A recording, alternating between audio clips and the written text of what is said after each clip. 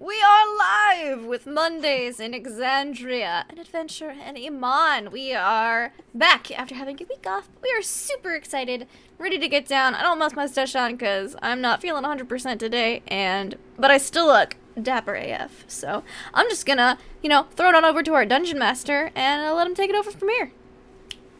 Wow. Okay. So we threw it over to me early this evening. So Unless you want me to go, I don't remember how we did this. No, it's fine. It's fine. Just we didn't introduce anyone, but we tossed it over to me. So I'm going to go ahead. Let's toss it back over to Lindy, and she can introduce herself for the evening. Who are you playing tonight, Lindy? Oh, hi. I'm playing Wendell Eustace Abernathy Lucius Throckwaddle Hossenpfeffer the Fourth of the Havisham Hossenpfeffers. Noble. Maybe slightly down on his luck, but luck is turning, around as long as he can convert two people and have those two people convert two other people and then so on and so forth, to have the trickle up effect for his patron. So that's what he's going to be concentrating on that today. Yeah. All right. That sounds exciting. I can't wait to see where that pyramid points today. Let's go ahead and speak to Wendell's best friend, most important servant, the one, the only, Igor. Oh! Okay. Hello everybody, my name is Igor, and I'm the master's servant, and always excited to be here tonight. This is about it. Just gonna have to see the rest of the show to find out more. He's also a half-orc barbarian. Yes. He's a hunchback. He's a lovable hunchback. That he is. All right. Next on our list of unusual suspects is Dituni Coup de Grace. How are you doing tonight? Yes, I'm playing Harlan Flipcloak, and things aren't going quite as I've foreseen. I am a divination wizard, by the way. Are you sure? I believe so. No. Last you checked. All right. Well, I wouldn't tell anyone. Actually, I'm a soldier. That's true. Fresh out of the Iron Authority. All right. And next, we have our mysterious and angry player, Nogosaurus. Who are you playing tonight?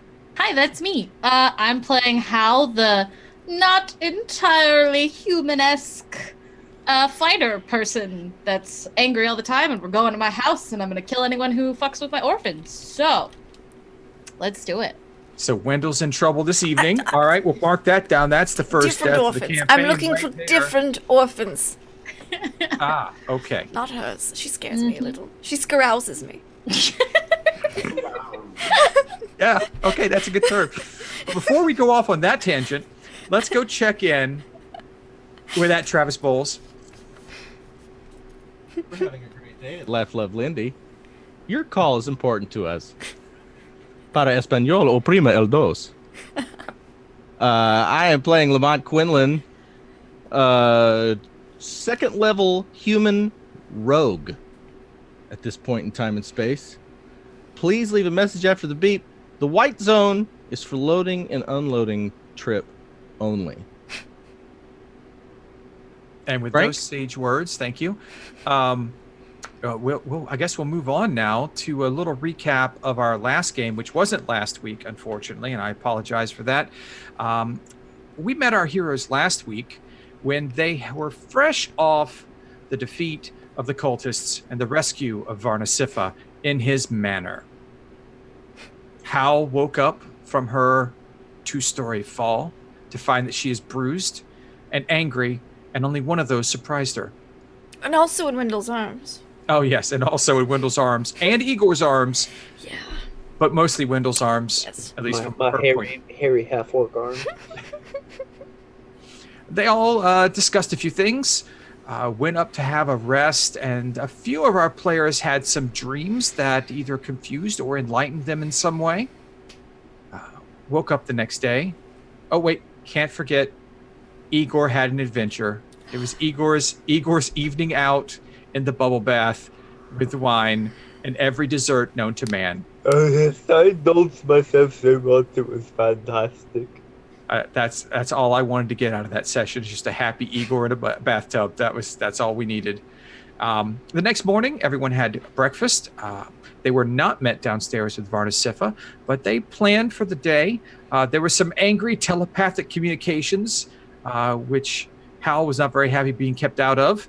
But you really can't miss it when Lamont is talking in your head, because he still moves his lips and waves his hands like he's talking to you. So it's hard to miss.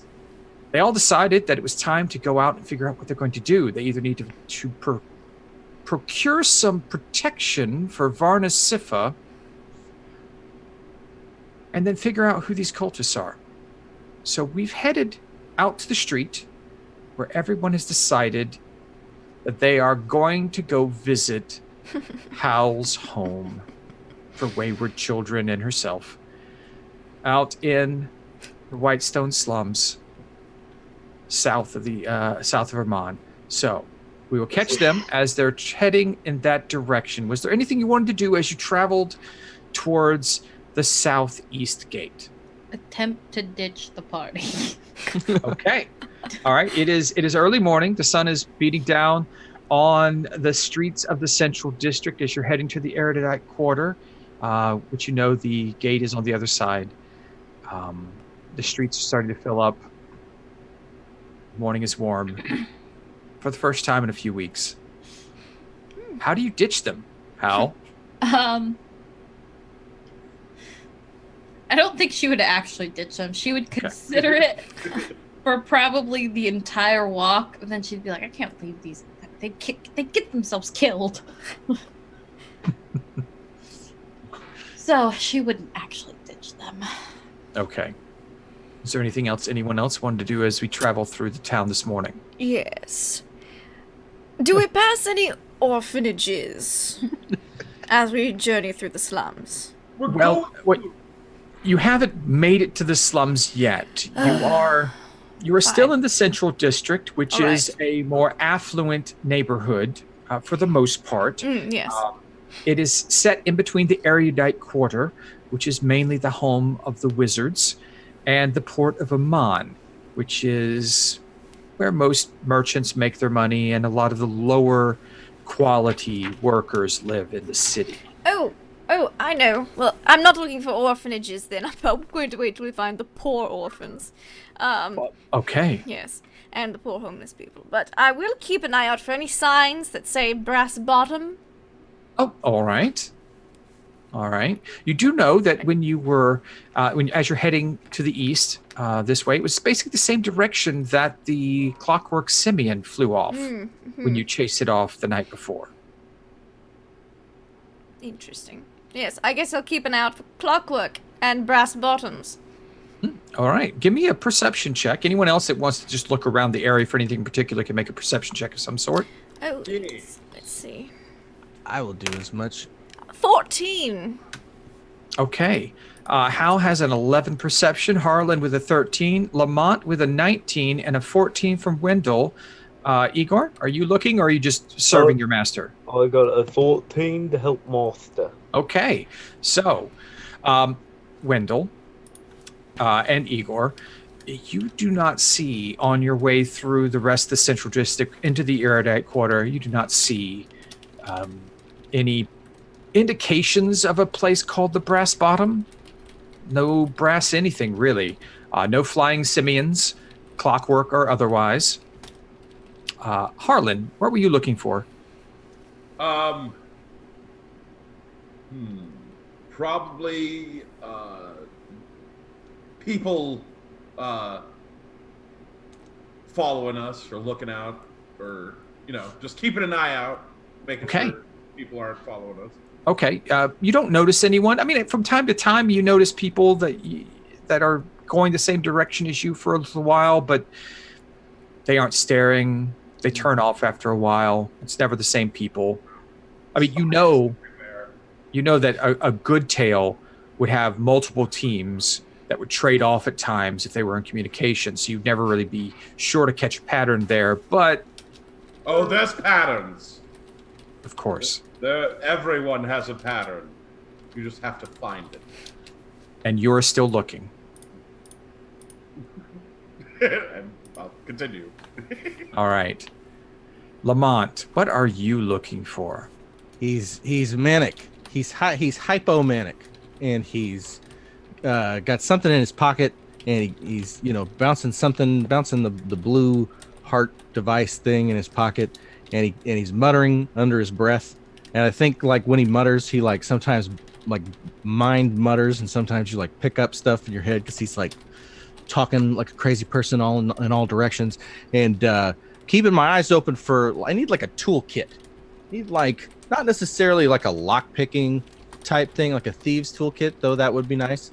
But like as close to a like a machinist's or clockworker's toolkit as is available in the marketplace here. Okay. All right. With that good perception, you don't notice anything here that might help you with that. You pick out stores here and there. By this time, you're probably well into the Erudite Quarter now. There's not much of this type of shop here.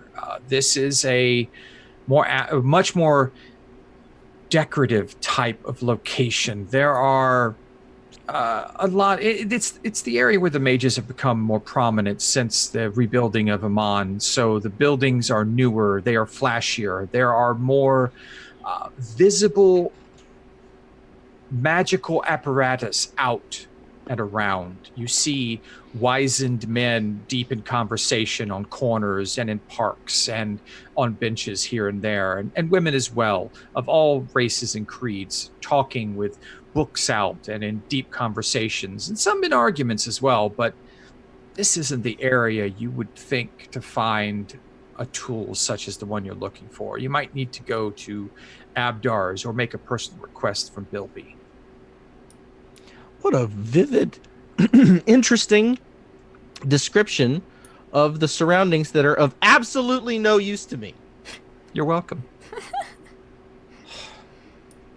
I think he's just getting like slowly like pressure cooker mad as shit. But at least he knows what he needs to go do. And who did you say? Say it one more time. I'm sorry? Who do I talk to one more time? Put in a request at what? Oh, maybe Bilby, the man who said you're on your way, Bilby Zilliger? Oh, Bilby Zilliger. And I'm like muttering his name under my breath. And just kind of like I'm keeping an eye on Howl and making up my mind. Like, I don't think he even remembers what in the hell we're all going to go do. Probably. Yeah. So he's having a hypomanic episode right now in the marketplace. Okay. I pretend not to know him. So about an hour has passed. You're all following the streets. Wendell, you've noticed occasional people who might have shoddy clothing that you think might be poor or possibly orphan type, but Yes. upon closer inspection, they're just wizards who don't really care too much about their appearance. Wizards.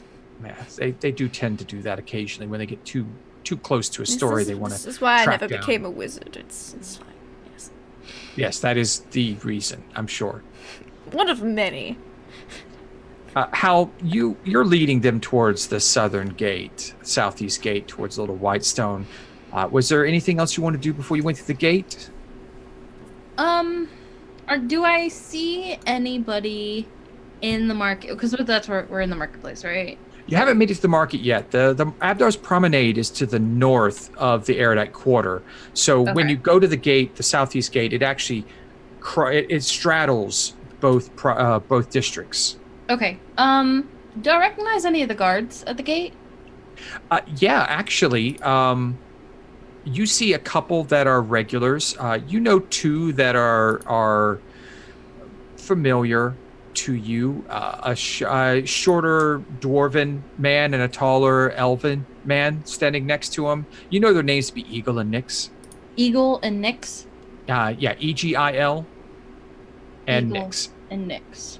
Mm-hmm. All right, I'm gonna walk up to him. Eagle, Nyx. Hey, what's up? How's the day going? Any interest yet? It's been a bit of a morning. Nix is being quiet. I pissed him off Come on, yesterday. Nix. And he looks over. He goes, "Oi, I know your friends there.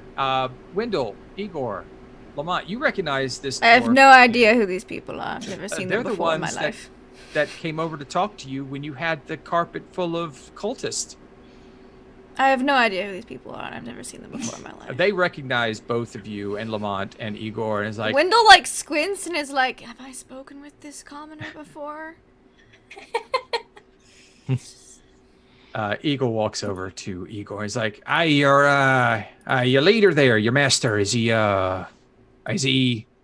treating you okay?" You don't talk so loud. I'm still a little ahead here. He pats you. So he lets you drink then, eh? Yes. Well, I had a bit of a like a bathroom party, so a little bit of drinking. How are you doing this fine day? He slaps you on the back really hard. He says, "I'm just happy to see you're having a good time. You're not. I guess your master's not as bad as I thought he was." He is.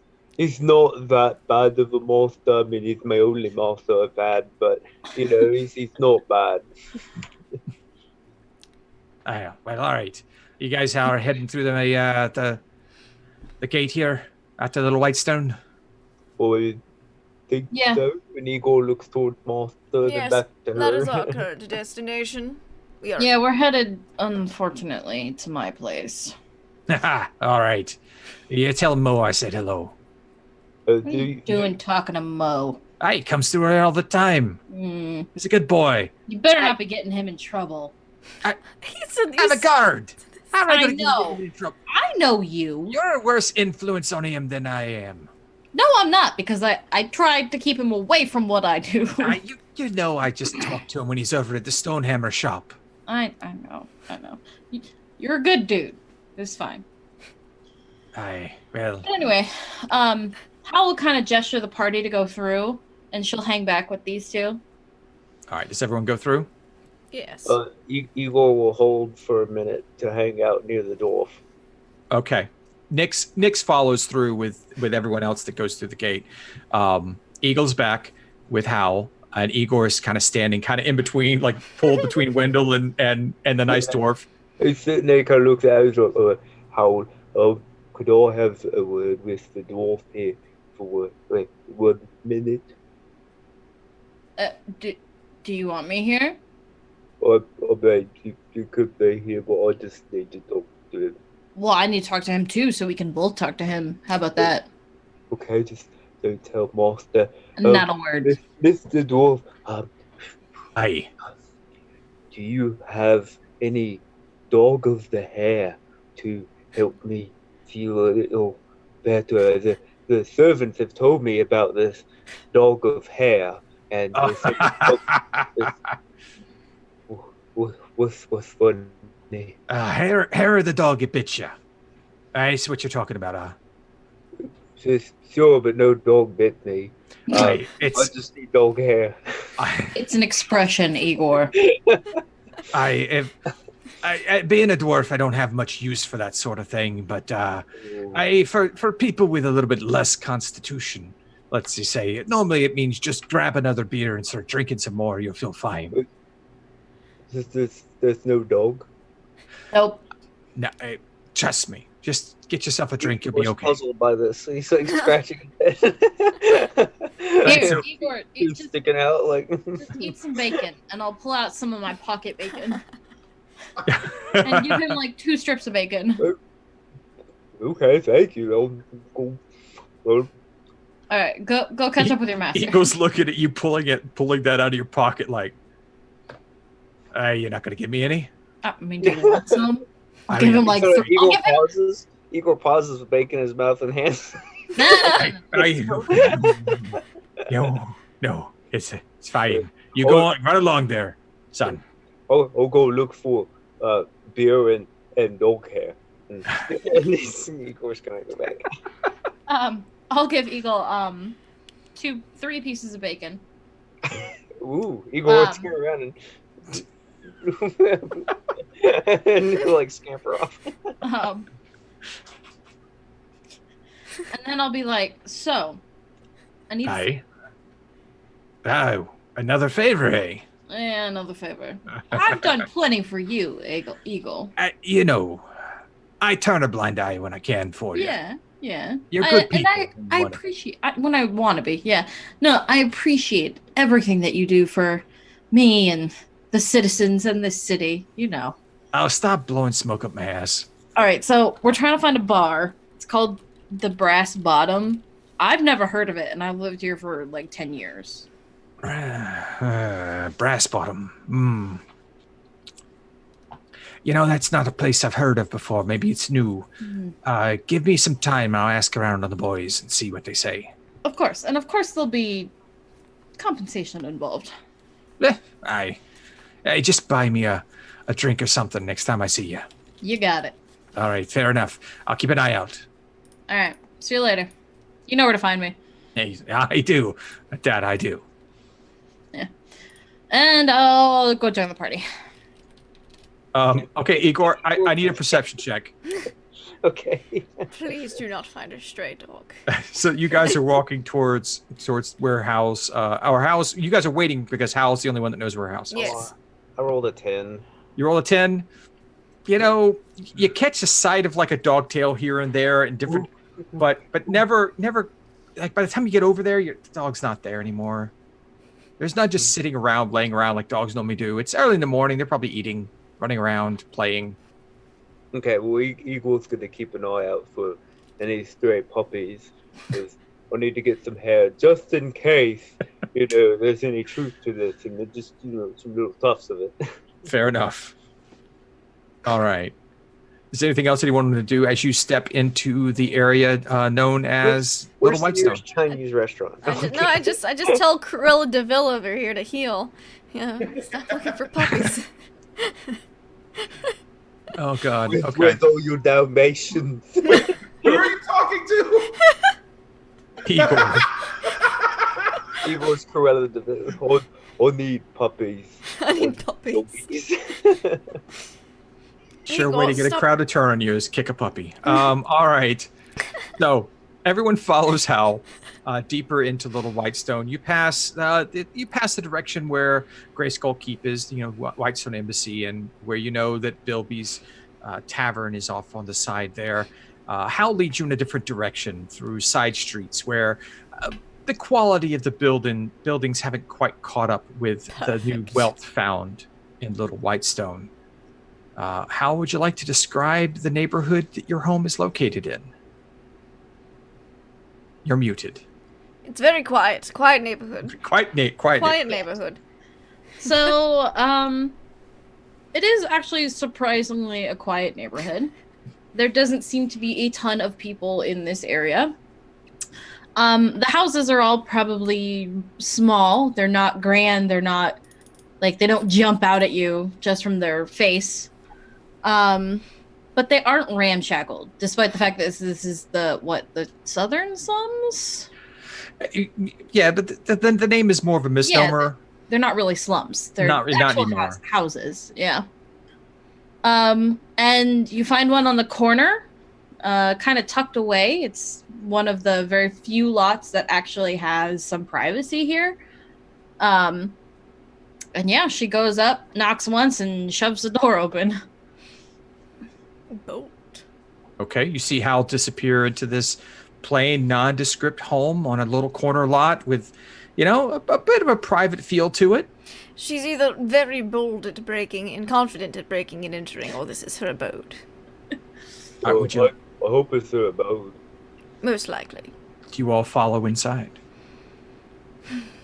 I need to use the Follow restroom. Master, wherever Master goes. Is there, I don't know, an orphanage nearby? Or any homeless people? Fetch me a small boy. Roll me, okay, first, Cthulhu Yes. rules, roll me a D100. All right, I have a D100 right here. 32. 32, okay. I feel to see any homeless people. You don't see any homeless people, but you did pass an orphanage just about a block away. All right, right. Well, I hate to intrude on your home life, Howl, so I'm just going to make a quick stop around the block and check in a few moments. And I'll head off to an orphanage. Igor follows Monster. Okay. Bye. All right. So Igor and Wendell wander off. Harlan and Lamont, do you go inside? Yes, I will venture inside. Okay. Yeah, Lamont watches them walk off to wherever they're going and then follows Harlan in the house. Okay. All right. So Hal, Harlan, and Lamont are inside the house. Wendell and Igor are heading towards the poor children of the orphanage, which we will torture in a moment. Hal, would you like to describe the inside of your home? Yeah, so as you enter, it kind of opens up into a well-kept, clean, very organized living room. You see like a pillow and blankets on the bed, or on the couch, like somebody sleeps there. It's kind of an open concept where the living room and the kitchen are the same room, essentially. And then there is a pair of doors to back and to the left. And do I see any of the kids? Not in the main room, but you do hear noises in the back of the house, and you like there are people coming towards you now. Like it sounds like some of the kids are coming forward. Okay. All right, so you hear Harlan and Lamont come in behind you. Okay, you don't hear Harlan come in behind you. He just sort of like moves in to the space. Okay. I hear children, so I hide behind a curtain or something. And then some of you have met Mo before. That's the first Harlan. person. Okay, Harlan. Actually, Lamont was there too, wasn't he? Mm-mm. Because we saw Mo when we split up. Oh, that's right. Okay, so Harlan, from behind the curtain, you'll recognize Mo, who is a bit taller. It's not a teenager. I mean, she calls him the kids, but he's a young adult. He's in his 20s probably. A little bit of a red hue to his skin, redder hair, humanoid, but kind of looks a little bit like Hal in a way, without the same features that dominate Hal's face. More of just a generalized humanoid, not with a canine sort of feel to it. He's like, hey, Hal, you're back. Yep. Didn't expect to see you during the daylight and all. Oh yeah, why not? Nothing. What are you up to, Mo? Nothing. What are you doing? I got the day off from Stonehammers, and come on. Mm-hmm. Okay. I mean, you say Stonehammers? I did say Stonehammer because now you remember that you got Mo an apprenticeship at Jorgen's Stonehammer's shop. Hot damn. And he's been working as an apprentice up until this point, and now he's actually, while not being able to open his own shop, he is a blacksmith's helper at the shop, and that's what he does during the day. I like it. All right, I'll let you off this time. Here, I got something for you, and I'll dig in my pack, and I'll pull out the really nice shoes. Oh yeah. He's like, oh. You didn't have to. Those must have cost a fortune. No, I stole them. Oh, all right, that's better. Yeah. He grabs them. He's like, he just sits down on the couch. He's like trying to put them on. Hey, these actually fit. I know they're your size. Well, I can't wear. I can't wear these to the shop. I mean, obviously, I'd ruin these, but I don't think I have clothes that would match how nice these are. I mean, they're not like. Oh shit! My bad. You all right? No, I accidentally pressed something and it changed my whole screen. They're not like super ornate. They're just really nice, like walking boots. He's better than anything I've got. We can get you some new clothes. Nah, You're a blacksmith's apprentice now. You gotta look a little better. Not Not saying you don't look fine. You look great. You're fine. Thanks. But Yeah. Kind of like, he gets a little, like he does. He gets a little shy when you do nice He things. knows what I mean. Yeah. And he's like, hey, I see your creepy friends here, but what's the deal with the guy behind the curtain? His name's Harlan. He's pretty weird. Just let him do his thing. Oh yeah, I met him before. Okay, I just wasn't sure. All right. Yeah. And then as you guys are talking, Olivia comes in. Olivia is younger. She's around in her 20s too. She is medium height. I'm sorry? I run away. Okay, Harlan heads out the door. She's like, hey. She's a blonde haired half elf, dressed relatively nicely, and she's just like, oh, hey, Hal, you made it. I just thought Mo had his friends over again. His what? His friends? What I mean, friends? nothing. Just like What friends, Olivia? Uh-oh. It's I'll let Mo tell you. It's good to see you. She gives you your hug and goes, I gotta get to Wom. I gotta go. Wait, hold on, I have something for you too. Oh. I'll dig in my pouch again and I'll pull out the pearl bracelet. Oh, it's so beautiful. Is she the magic one? Yeah, she's the one studying me. Yeah. WOM is the Winter Dawn Academy for Underprivileged Minorities. Cool. I like it. I figured, you could enchant this or do something with it, and it looks pretty too. So yeah. Oh, I saw it and I thought of you. So. You didn't buy this, did you? Do you know me? I just don't. I don't need nice things like that, but I always appreciate them. Thank you. And she just gives you a big hug. Yeah, I'll hug her back. This is probably okay. So for the only person who's here, Lamont. Yeah, right. This point, come on.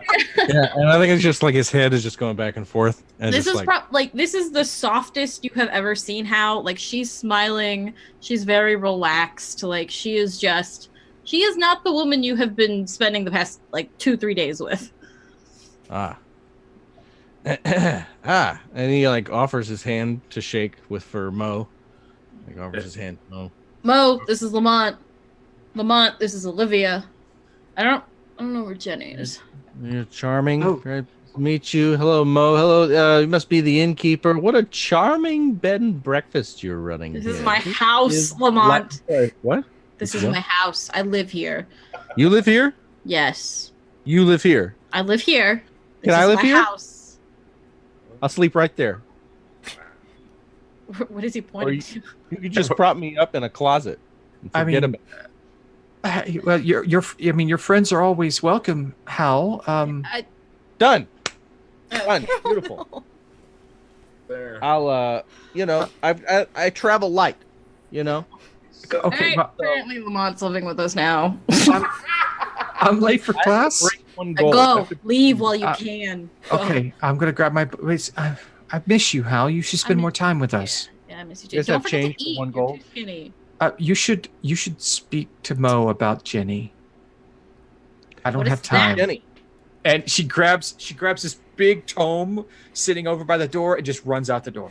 Did you hand her pocket bacon away? You need to eat more. Oh yeah, I totally gave her pocket bacon. Don't forget to eat. You're too skinny, you damn half elf. And Mo's just like when she mentions that you should talk to Mo about Jenny. He's like and then you look back at him. He's like, What about Jenny, Mo? well, yeah. Okay, you know how you had her apprentice, that Stitch in Time, Yeah. with Miss Everson, just like Olivia. She's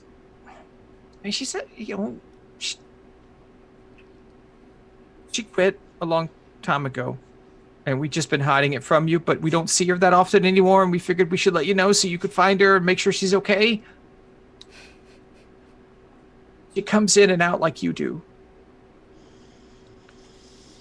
Wait, who did what? No, who now? Hal is like visibly trying not to like be herself right now and not blow up on him. So she's kind of like the jaw is working. Like, I'm gonna kill this child. All right, Mo. It's probably not it's probably not a bad thing. I know she's been in the Temple District. I think she's been training at the Temple of the Stormlord. Do I know about the Stormlord? Do I know anything about the Stormlord? The Stormlord's the ones they're the crazy monks that like to beat the shit out of everybody. And they're the ones that run the Gods Brawl every year and love just to challenge all the other temples. And the only ones that ever really stand up, everybody else sends their champions and they don't really care that much. But the Temple of Bahamut, they like trade back and forth. They love beating the crap out of each other and they take a lot of pride in it.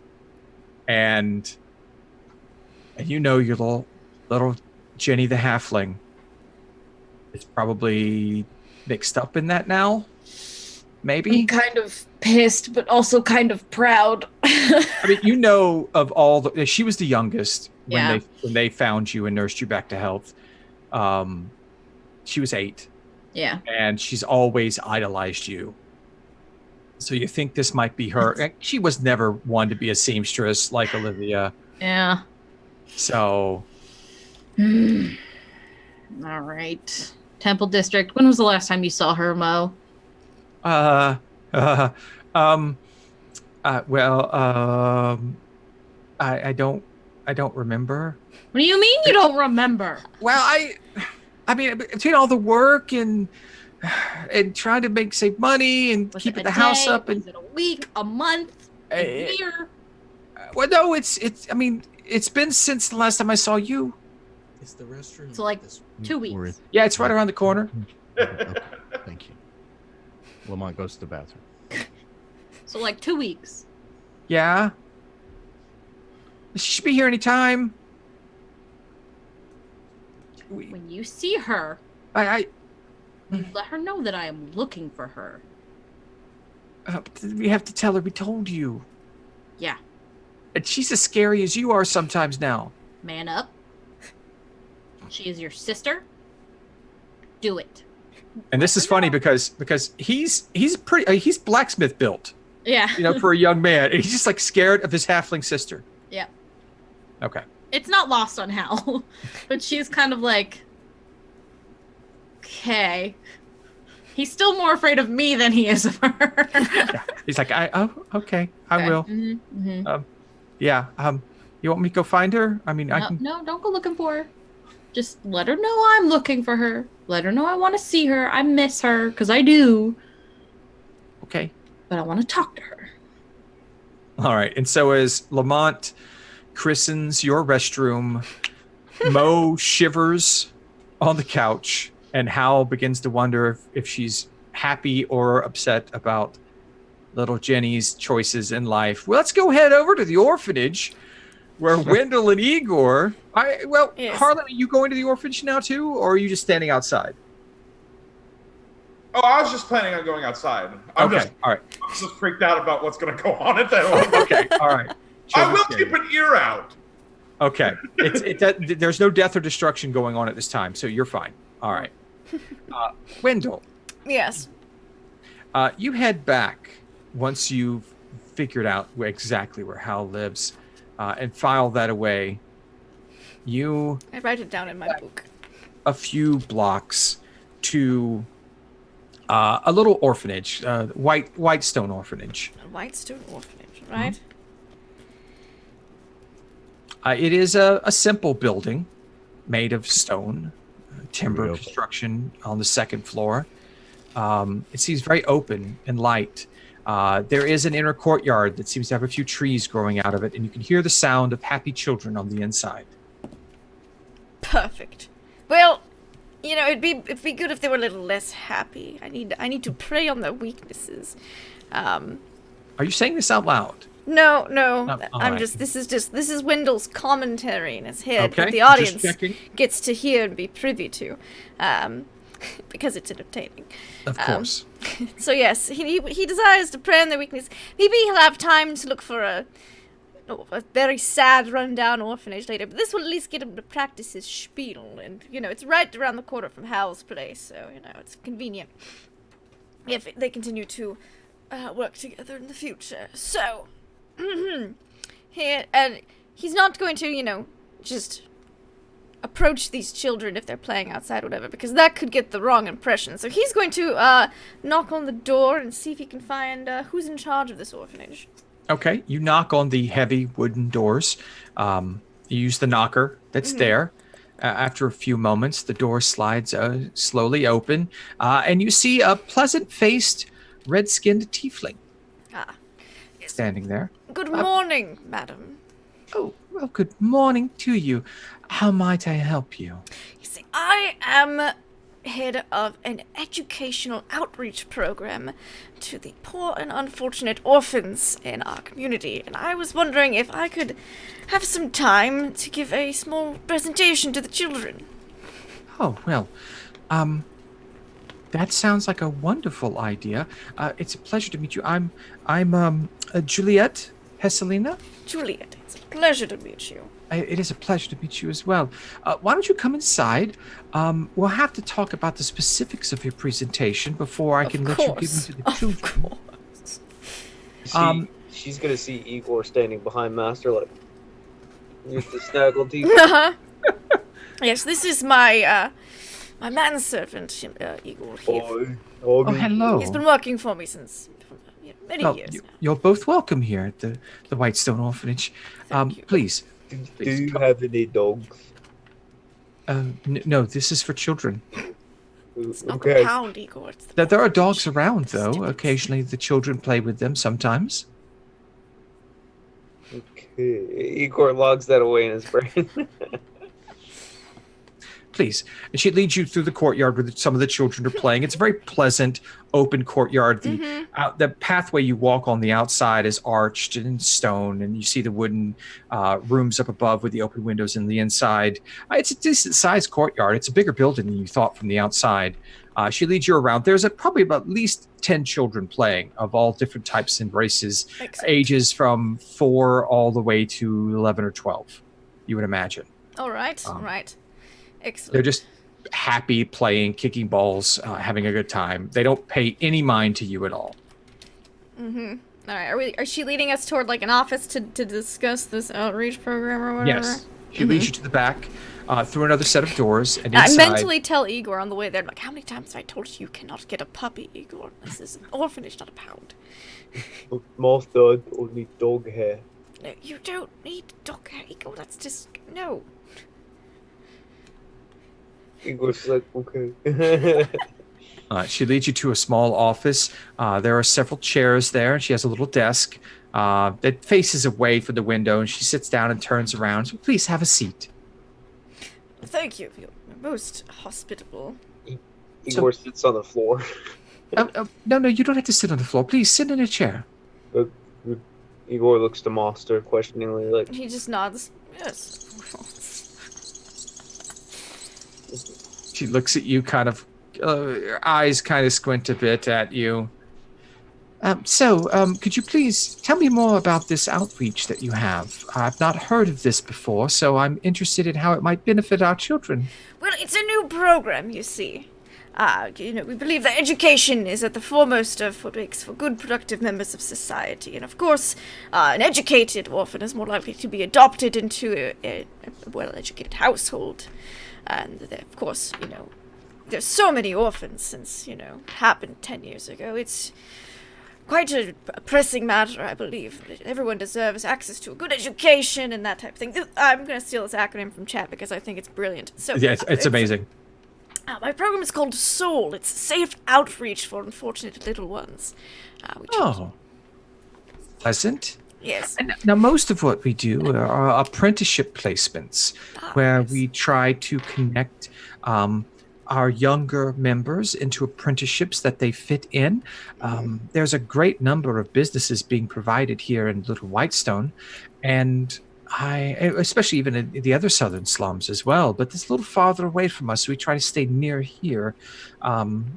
Most of the ones, our older children, have had a difficult time, come from difficult backgrounds, and so placement might be problematic at times. Understandable. It's, one's upbringing is quite a formidable experience on one's life, so... Oh, very much so. Every advantage that they can get. Our children need stability, and love. And with those, we can provide them with a basis that they, if they can't find an apprenticeship, they can go out in the world and find something that does work for them.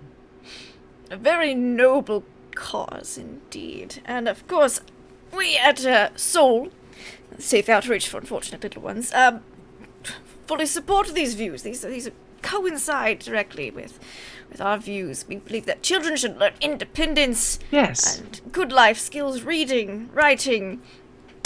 Of course, how to connect with others, networking, that kind of things. Valuable life skills. I'm learning to read right now. He is. Yes. Is he one of your students? Yes, you can say that. He's been with me since he was a child. It's just, he's gonna kind of lean in. Progress has been very slow. It's true.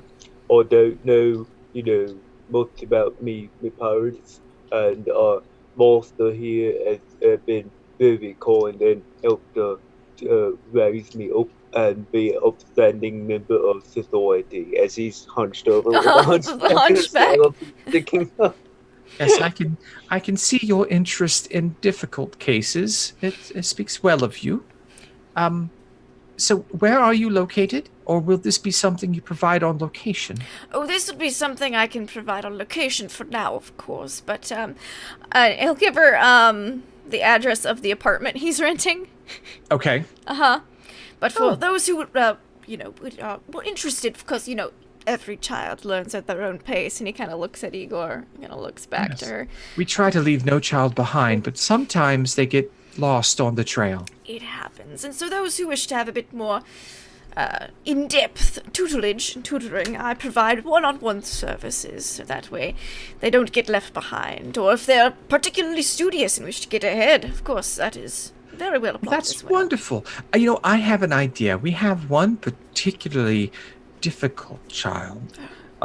He's a half-orc, so as you've provided for Igor here, I imagine that you might be able to help him. He has a bit of an anger issue, and that's caused placement to be difficult. But maybe we can try this out right now. Maybe you can do a presentation with him for me, and we can look at that here, and then I can just judge the validity of your service right here and now.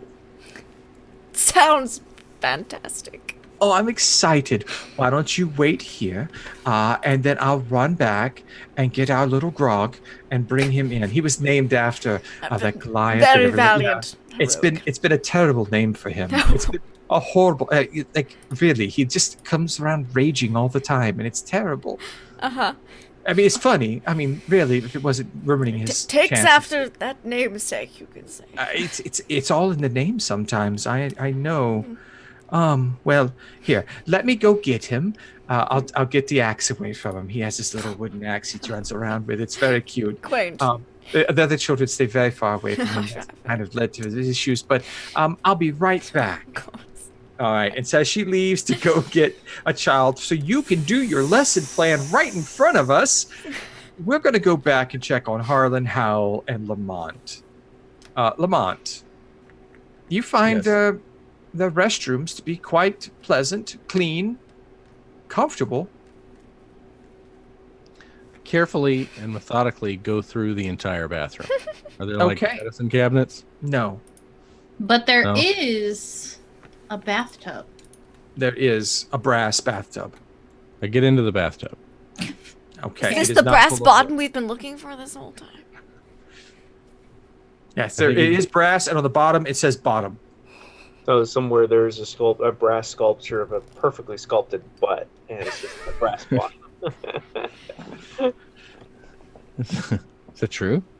Is there a butt on the tub? Maybe. No, not on this tub. No, it just says bottom on it. The tub says the word bottom on it? It actually says bottom on it. It looks like this was made out of something else. It was crafted by someone who kind of took an existing piece of brass and shaped it into a tub, but they didn't See? worry about Craftsmanship. I'm drawn to the craftsmanship of it. Yes, It's on my mind. it's quite well. It's one of the rough hammered brass, so you can see the tool marks, but it actually is patterned, so it looks very nice.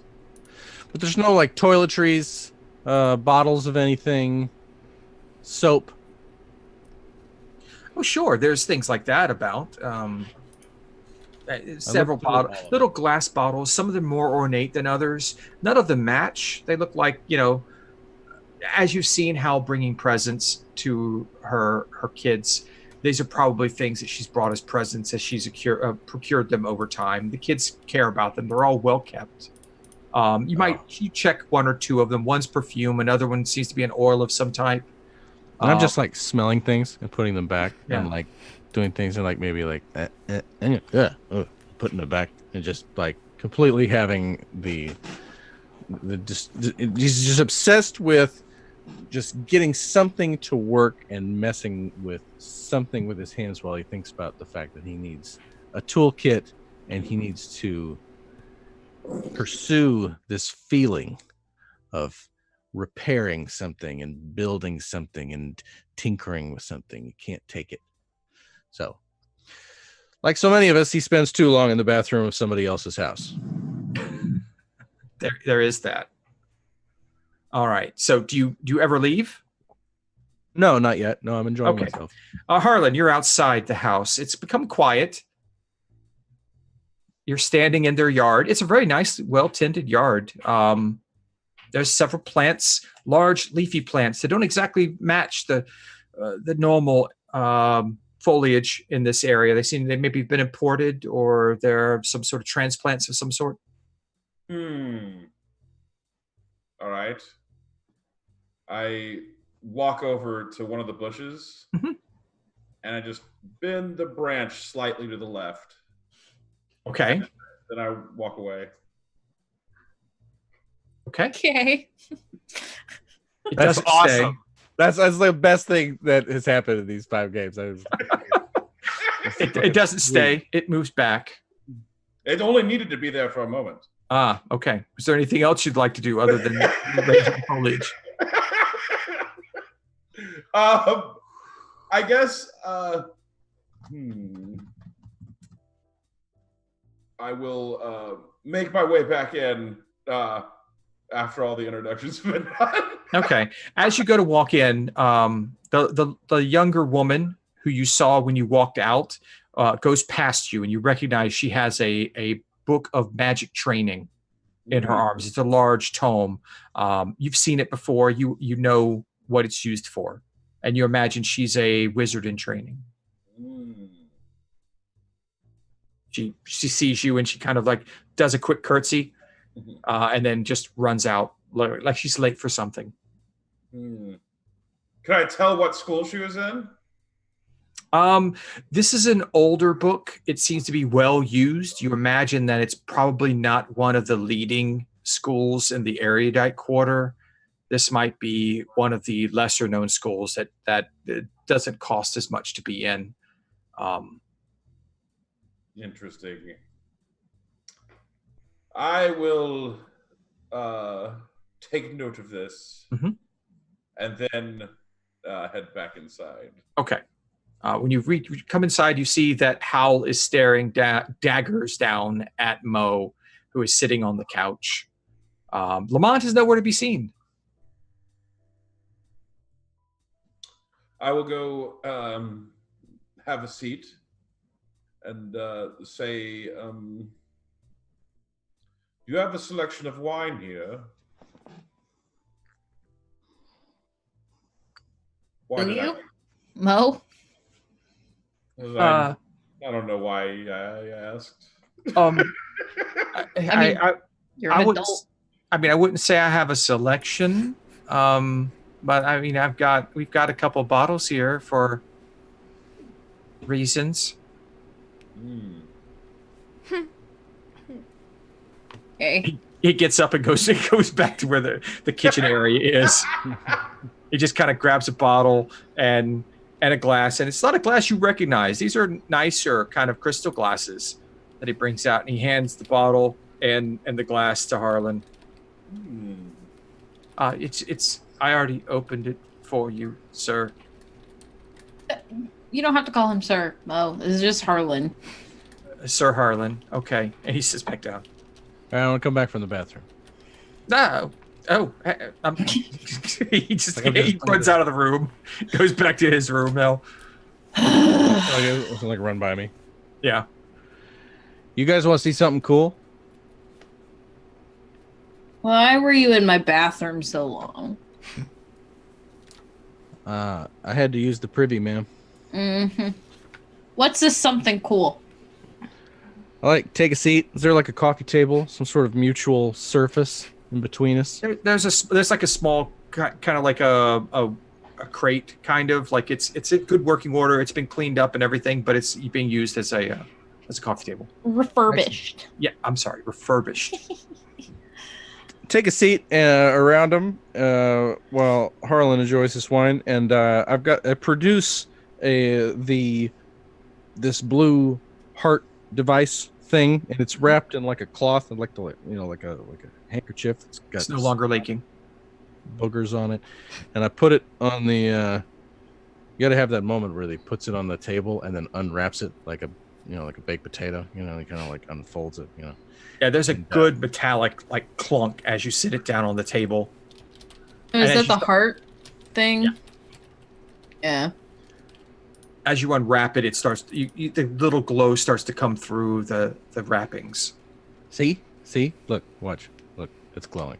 Okay, now I kind of fixed it with my hands out of nowhere, and I don't know what it does other than power this thing, and it was all dented and banged up, and I was staring at it, and then out of nowhere, bang, I kind of fixed it. I think maybe it's less completely smashed than it was a moment before, and I don't know what happened, but it is cool to look at. It's a power source. Yeah, we pulled it out of the clockwork thing. The monkey. Oh yeah, it was the monkey. Yeah. It was powering one of those robotic beasts. Yep. I'm telling you, I got to get a set of I got to get into it. I got to open it up. I got to look at it. I got to know how it works. I want to fix it. Can you do it again? Can you do because you said you did like a thing with your hand. I don't know. Try. All right.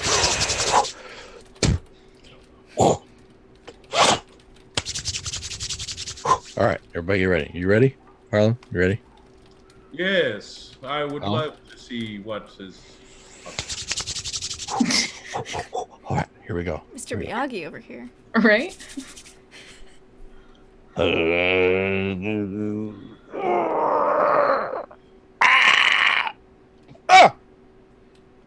Did it work? Anything change?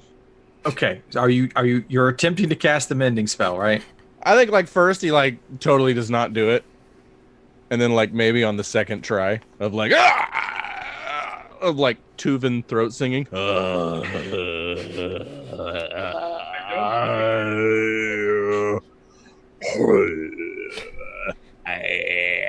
Just a lot of vocalizing. He doesn't know what exactly triggers this thing, and then maybe Harlan. after a few excruciating minutes, it happens. Harlan, you notice that in the process of him doing this entire performance, if you will, that at the moment that the spell actually completes and you recognize it as the cantrip for mending, he actually does the hand move, the somatic component. He does the verbal component. It's a different language than you recognize, but you can tell the tonal quality of it. And you notice that there's a material component to it, but for some reason that's not being required. So he's just doing verbal and somatic now. But you recognize it. Howl, you see the orb this time, the cracked half that hasn't filled in quite yet, just pop. Just suddenly just kind of pop back in, and the orb is now whole. And the light blue glow is now much brighter, and you start noticing that in the cracked area there were some inscriptions that might be runes or something that have now actually been completed again. And when they completed, the glow on the orb became brighter. Is that thing gonna summon another one of those things? Like, is this a thing that they can follow? Maybe we shouldn't have fixed that. Maybe that was a really bad idea. Perhaps. What are you I talking Too late about? now, I guess. I fixed it with my mind. I fixed it with my mind, man. What are you talking about? And your hands. But My yeah. hands. Well, I'm telling you, I can fix. I got to get all the. I need like a shop or something. Like oh god, I need so many things, and I think I like start frantically searching for like the gold that Varnasifa gave us, because didn't he give us some money? 10 gold each. Yeah, like find it. what were you focusing on? Me? I just wanted to. It's like I've got a picture in my head of what that should look like. Perfect. And I saw it for a second, and that's when it happened. It's like I know what it should look like, and it's not the first time that's happened. It's very strange. I saw you go through some spellcasting maneuvers, but it was very odd. You cast it as no other spellcaster that I've seen before. I would like to see it again. Hell yeah, me too. I see things like this when I'm dreaming. Cogs and wheels and cords and cables and the humming of the wires. And I think about it a lot. And chariots on lightning. Yep. That's another one. Chariot. There's something missing. There's something missing. There's something that should be here that's not here. And it's very distracting. You said something, Lamont, about being inside a gem. I was in a blue sapphire pyramid for some time, and there were men there. They experimented on me. They poked and prodded me, and they tried all kinds of weird shit on me. I don't really remember it, and I feel like I was there forever, and I don't remember what happened before it. But in my dreams, I see another life. Another world that is not this one. And it pisses me off. I need tools. I need tools. I need to take this thing apart. I'm probably not going to be able to sleep until I take this thing apart. All right. What type of tools do you need? I don't know. I think we got to go talk to that Bilby guy. I need something that you can't just buy off the street. I need, something that can get wedged this bit. I want to open that whole part, the carapace bit, the whole outside. I need to take the whole thing apart. We can find fine tools, I'm sure. Well, I mean, we have to talk to Bilby anyway because we gave him a cultist. So we have to find out what he knows now. Oh, right. We were going to torture that guy. No, we weren't. As he says we're going to torture that guy, Mo has just walked out again. He's like, Figuratively. Want to help us torture a guy? We're gonna rip No. his toenails out. No. oh, Lamont, I will kick you out of this fucking house. I just heard you saying you needed tools, and it's kind of what I do at the blacksmith shop. I'm really good at the little stuff. I What? thought it would come out with a set of stolen tools. Wouldn't be surprised. They are, my orphans. I mean, I've made a pretty good business on making certain tools for people. mhm. Don't be mad, Howl. I'm never mad. That's not true. You have a lot of friends, and those friends need things, and I'm good at making the stuff that they need, and so I've made a pretty good business for certain people making. Well, here, Howl, and he hands you this little wrapped leather pouch, like a tool pouch, and he hands it to you. Take it and just kind of peek inside. You look at it, and it is a well-made set of what you would consider thieves' tools. Like, these are lock picks and little pries and little bits and bobs that are necessary for people in certain lines of work to do what they do well. And it's very well made. Look right at Mo and go, do you take cash? Well, you're Hal's friend, so Not roommate. you can have I mean, yeah, you're like our new roommate. That's true. I sleep right over there.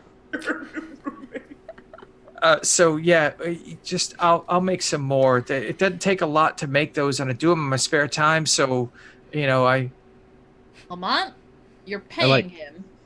I clear the room right toward Mo, making direct eye contact, such as it is, and put my hand on his shoulder, and mentally say to him, Mo, you. He looks around like, are my number one. A guy. And then I hug him. His hands are shaking, and his arms are down by his side. When you hug him, he's not moving. He's just like, Bear hug this kid. Bless you. Men out of my house. Bless you. How do you talk in my head? What is that? He's really weird. I will show you all the secrets, Mo, but you make me a set of those tools. And we're going to break this world open and rewire it together. My God, it's gonna be beautiful. Okay, here. You just take them. I don't need any beauty or anything. I'm happy with what I'm doing, but thank you. But just take those. Those? I carefully put them in my pocket. And I pry Lamont off of Mo. He said I could have those. Can I have my own? Can they say Lamont Quinlan on the side of them? Sure. I don't do the packaging. I mean, you wanted the actual engraving on the tools? No, I just want the tools, Mo. Sorry. I didn't mean to yell. He kind of recoils back a little bit. Howl immediately, as soon as Lamont raises his voice, Howl is immediately there in front of Mo in a super defensive stance, growling. So I thought, raise my voice in your charming B&B, and that is my fault. I got a little excited. Your craftsmanship is excellent, and I was just wondering which of the tools would be something that I could have, or not, or buy, or something. Well, I was given them to you if Howl says it's okay. Engraving would be completely different. It would take some time, but nope, that's fine. Howl, is that okay? Is it is what he's saying okay with you? Is that okay? Take a step back. Uh-huh. Unclench. Relax and breathe. I'm in my egg. I found my neutral space. Good. I've counted to 4. I will hand him You gotta count to the 6. tools. Yeah, it's 6. You gotta count to 6. Well, that situation was intense. Shut up. looks over at Harlan Harlan's right? I'm just gonna back my room. I hope you like the tools. I wouldn't put your name on them because they're legal to have, and that kind of defeats the purpose. But I'm going back here. Oh, you're an artist. You're an artist, Mo. Thank you. Have a pleasant afternoon. And I sit on the couch and stare at them. As the ramifications of Mo's new side job, Lamont's complete lack of control in any situation, and Harlan's complete control in all situations, while Howl is trying to understand what the fuck is going on here. let's go over to the Whitestone Orphanage where Yes. Wendell Yes. Hassenpfeffer is about to teach a young half-orc the ways of wealth Yes. in his soul program. Mm-hmm. So we find our two friends, Wendell and Igor, still sitting in the office. Wendell's of- just having flashbacks to like 8-year-old Igor and just his anger problems at that time. Like, I've done this before. You've been waiting about 10 minutes, and then the door Oh, opens. my butt hurts. You're sitting in a chair, Igor. Can I have permission to sit on the floor? No, Igor, you're going to sit in a chair, you're going to stand. You can't sit on the floor. It's not polite here. Oh, You can sit on the floor when we leave. Okay. When we get back to Howl's house, you can sit on her floor.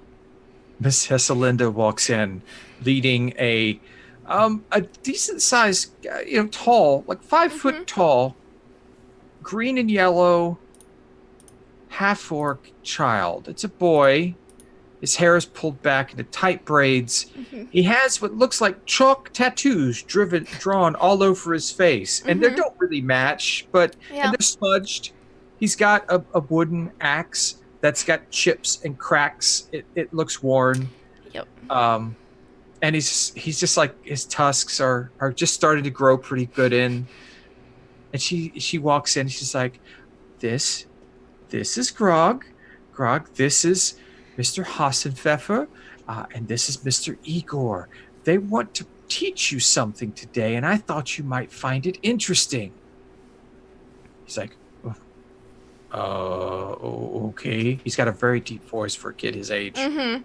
Puberty. He's just thinking puberty hit him hard. I'm not really good at being an apprentice. I just hit things. I'm good at that. He looks over at Igor. He's kind of ignoring Wendell.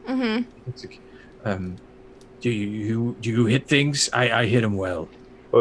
Working at things pretty good if I get the urge to, or if Master needs me to. I mean, Wendell needs me to hit something. He's trying to cover up the Master thing. He looks over at Wendell and he looks back. He goes, "You like my axe?" And he hands it to you. Ooh, it's a nice axe. Wendell will lean over to Juliet and be like, networking. Yeah, it's got good ass to it. Start small. Communication I skills. got this, and Igor's gonna pull out his warhammer out from his hand, but it's a real warhammer. Look at that. His eyes go wide. Can I hold it? Mm-hmm. And he grabs it, and it's like it doesn't faze him at all. It's an adult weapon. He's like, I can hit lots of things with this. You can hit lots of things with lots of things, like a leg of a chair, or sometimes you can get a torch or a really heavy pole. It's pretty nice to hit things. He smiles really big, and he turns, and then just hammers down on a chair that's not being sat in right next to you, and it just splinters. It goes right through the seat. The legs splay out, and they just fly across the room. It's nothing but splinters now. The thud when the warhammer hits the ground is deafening inside the room. It dents the wooden floor there. There's a big scoop out of it. Igor starts clapping. Yes, I can see how you're not quite the apprenticeship type. I can see you going on your own unique path with the type of skills that you have. You could break a lot of things with your stuff. I could. Yeah. Oh, this is. Thank you. He hands it back to you. He'll hand the wooden axe back to him. He looks back at the little axe. He's kind of like his shoulders shrug. He's just slouch a little bit, and he looks over at Wendell. He's like, "Can you teach me to have more chances to hit things?" Yes, I believe I can. I understand that being necessarily a craftsman or apprentice isn't quite for everyone. You seem to be quite, what's the term? Battle inclined. Quite good at swinging things, hitting things, and of course, there are roles for that type of job in society. I'm too young for the guard. You're too young for the guard now. But there are things that you can be learning and doing to train and prepare yourself so that when you do come of age, you can join the guard in a heartbeat. They will maybe even make you a lieutenant if you've got the right skills. Well, Master Wendell, Mr. Wendell, used to have me work in his personal quarry. I used to beat a lot of stones when I got rambunctious in me youth. Yes, give him good practice at aiming and hitting things and just getting all of his frustrations out. I sparked a lot of rock. Miss Hestelinda kind of walks up and taps little Grog on the shoulder. He's like, so you use manual labor to teach your charges? Well, you see, and he's kind of going to put, like, his hand on Igor's hump. Some children... Hollow sound. Yeah, boonk. Have a bit more pent-up energy in them. A bit of a, you said, rage, you could call it. And typically, they benefit greatly from finding a productive outlet for that. And then, once they've gotten enough of that out, which of course is to each their own. Sometimes it only takes, a couple swings and then complete relaxation. And then, ready to learn other things. Reading, writing, all that kind of thing. Languages. Each child develops at a different pace, at different rates. How do you approach that? Like, how would you approach teaching little Grog here? Well, I think little Grog could benefit greatly from actually Igor's tutelage. Igor's eyes go like wide, like what? I think they have a lot of common. You see, Igor had a lot of anger problems when he was quite young, but he's... Master, are you saying I'll have a son of my own? No, Igor, you don't have any children right now. Igor, when you say that, you see little Grog's eyes light up. But, like, of course... Son! He runs over and hugs Igor. Adopting a child. I always wanted a son. I have a son. I never knew my parent. Are you my dad now? This is the worst decision I could have possibly done with my life. He's going to say. Miss Hestelinda's looking over at that scene and then looking over at you. And he's keeping that internally. He's just kind of like, they seem to have bonded quite quickly. Honestly, it's just... Well, big brother figure, if you will, maybe. He tells him around his home. Master, we should teach him everything. We'll teach him how to clean, how to read, how to draw hot water, how to bath hands in. It'll be great, Master.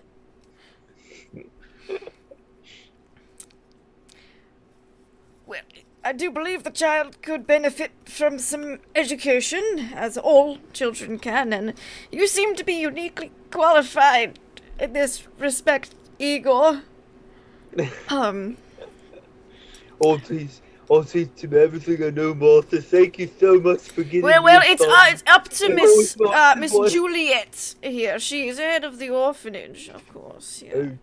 Thank you, Miss Juliet. No, He's gonna she has grab to her approve hand. it, Igor. It's just- Now, let's just... We came here today to test the validity of your soul program. Yes. You have to reach into the heart of every child. I've not seen much, but I have noticed how well little Grog takes to your employee, Igor.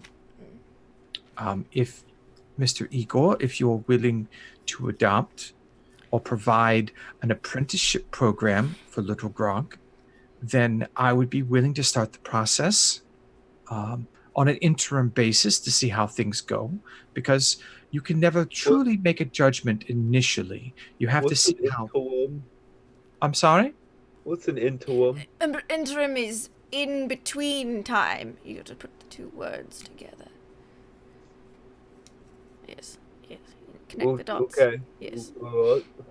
So why don't we schedule another meeting later this week for you and little Grog to get together, and we'll see how well he's doing, and then maybe we can move forward with approaching an apprenticeship where he can shadow you and see what it is that you do and learn from you directly. If that's acceptable. I'd be the best teacher ever. Of course it is. I think it could benefit both of them. Oh, that's wonderful. Little Grog, run back along. Don't hit any of the children along the way. The trick is hitting the right targets. Yes, ma'am. He runs over to Igor and gives a big hug. My son, I'll see you again. I'll see you soon. And then he turns and he kind of just like gives a little head bow to Wendell and then runs out the room. Master, you make me the happiest this manservant ever. Yes, we'll of course we'll talk more about it later. But Yes. So, would you like to explain how that was the process of soul? well, that's not typically your average process. As generally, I sit down and talk with the child more, but those two just had quite the connection, you could say. But, of course, every child has to be approached differently with different learning systems, and, well, he seems to benefit quite greatly from Fizzy. Do you notice how much he instantly calmed and relaxed? He seemed a bit tense and nervous, and then he smashed the chair, which, of course, I'll pay for. Oh, no, that's not necessary. And, well, all right, then. And he just seemed more relaxed, a little bit more confident. If you instill confidence into a child and teach them, what to apply themselves towards, they go quite far in life. And so Mr. Igor will be he is one of your soul instructors? Yes. Yes, Good. he generally deals with the more physical aspects of the children if they are a bit more rowdy and the like. I'm a bit more of As the the days intellectual. going forward, I have more responsibilities. I can't spend all day here in the office with the Course children. not. But let's just see. We'll see how Mr. Igor does with little Grog. And we'll make a judgment after that point. I'll teach him all I know, like bed making for the master, and how to make drinks and tea for the master, and how to Yes, home properly economics is very wash important windows. in us. Yes, that's wonderful. But if you excuse me, you can let yourselves out. I have to continue my work. We'll schedule something later this week for Mr. Igor and little Grog. Certainly. It's a pleasure meeting you. Pleasure was mine. Thank you. All right, He's Igor, gonna we're leaving. shake her hand very rigorously. All right, as you guys walk out, we're going to go back to our three at Howl's house. All right, so we have Harlan, Howl, and Lamont. Lamont is staring at his tools. Howl is staring at Lamont, and Harlan is staring at the both of them, staring at each other. Is everything going to be all right? But it's quiet. I have No. no idea what's going on. What time of day is it? It's like morning, right? Mm-hmm. It's getting to be a little after lunch at this point. It took a couple hours to walk from where you were in the central district all the way out to Little Whitestone. Okay, I spread the handkerchief cloth thing out on the crate that is serving as their table here, and put the blue thing in the middle of it. Unwrap the toolkit, and as I begin to open things up and look at them and try the whole, try different areas, trying to take it apart, and I guess I'm sitting next or nearby to Harlan. Mhm. See Harlan. I don't sleep. I dream. And when I dream, You give me an I investigation check. a world of infinite possibility. I see a world of tremendous power. And then when I wake up, I see a world of tiresome, dull bullshit. And we are going to take this thing apart. And we are going to find out about the fourth dimension. We are going to find out about planar travel. We are going to find out the truth. If I could just get this goddamn thing open. With an investigation roll of 4, you do not find a seam that any tool can enter in. And looking at it, you notice that the glow that's coming from it in different areas of the orb are coming from the runes that have been inscribed on it. It seems to be a solid metal ball at this point of some light metal you're not familiar with. The runes on some sides are not lit up. They don't show any real interaction with magic, but the other runes that transcribe the orb do light up and provide a soft glow and a bit gentle hum to it. You're not sure there is actually an inside at this point. And these are runes that weren't there a second ago? These are runes that were broken when the orb itself were broken, and when you mended it, it allowed these to be seen again. Somebody have a pen? I have a pen. Howl?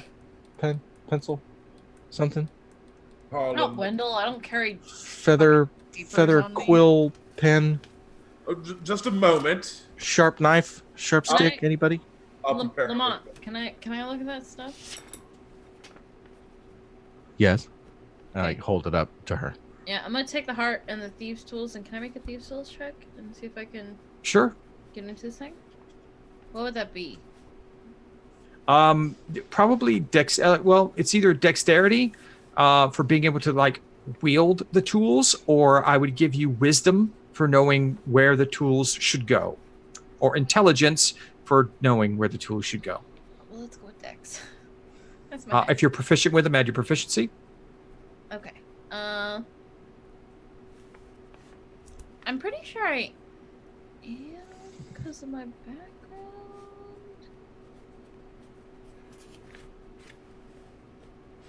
I'm pretty sure I am. Okay. I don't know if I You have the criminal background? Yeah. Yeah, you are.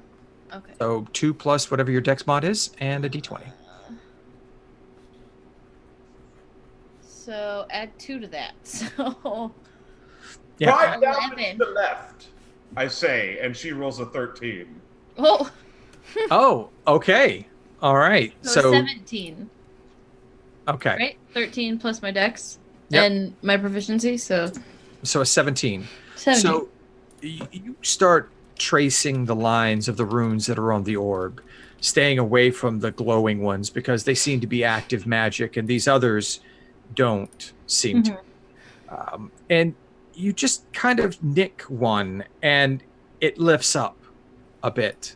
And then as it lifts, you see the outline of what looks to be a small square panel that fits so snugly that it wasn't noticed before. And as you lift it up, you see that inside is a hexagonal like keyhole.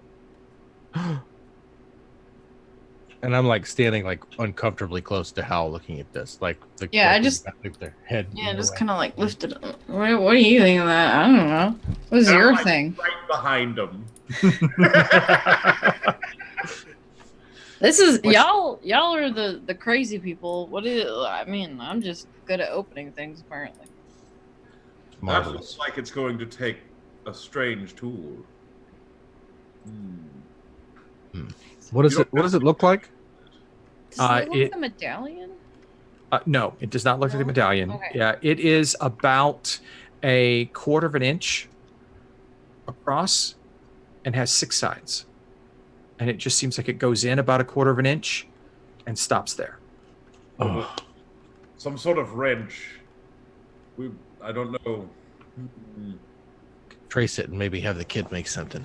But it's the designer. He's got like a it's probably something unique Yes. he's got that opens this. I do know a tinkerer. His name is Alan. I'm sorry, what? You're looking for Alan's wrench? Yes, I'm Yes. looking. That's what I. Yep. I would prefer not to get Mo any more in this than he already is. I'm just saying that he apparently makes tools, but I'd rather take it to Bilby, honestly. You're in the background. Thanks, Howl. No problem.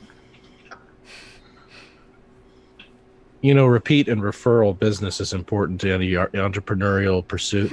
Yeah. Especially in a lean startup situation like what Mo is involved in right now. So just something to think about because, I just got to break a gold. I'm going to go buy like a flan or something and just get some change because I do not want Mo involved with cultists who are already murdering the shit out of people.